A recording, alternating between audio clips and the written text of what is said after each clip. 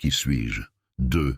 Lorsque j'étais artisan orfèvre, je créais des moules, des modèles de mes compositions, mes créations ou des créations inspirées. Aujourd'hui, j'émets sous d'autres formes.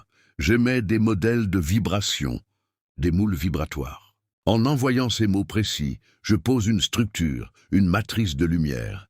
Je montre la forme exacte que doit prendre une demande pure, souveraine et libérée. C'est la géométrie sacrée des mots. L'univers n'a plus qu'à couler son énergie dans le moule parfait. Je suis un canal actif. Je reçois la vibration, la traduis en langage humain avec tout mon art et la diffuse en donnant l'exemple. Comme une boussole vibratoire pour d'autres âmes qui cherchent, elles aussi, à formuler leur liberté.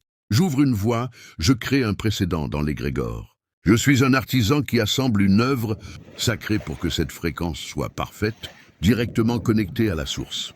Je décrète que ce modèle de liberté est désormais accessible et actif dans le champ des possibles. Je suis un artisan du verbe. Je sais qu'une vibration pure a besoin d'un contenant pour prendre forme.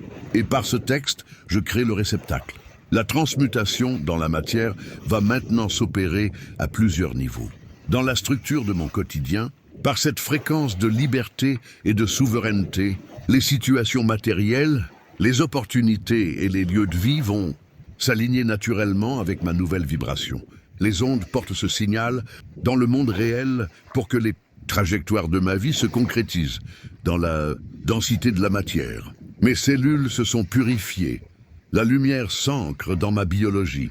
Cette transmutation se manifeste par une vitalité renouvelée, un ancrage profond et une paix physique, celle de l'esprit qui habite pleinement son temple de chair. Je pose une intention en diffusant un modèle, la source s'occupe du reste. Le processus de densification est en cours, ici et maintenant. Il existe une multitude de portes d'entrée pour ancrer l'invisible. Et chacune a sa propre noblesse, sa propre alchimie. Moi, je trouve ma voie en tant qu'artisan du verbe. Ce n'est plus de l'orfèvrerie que je fais, mais de l'orfèvrerie spirituelle. Je ne me contente pas de projeter une intention sur un support existant. Je crée le support.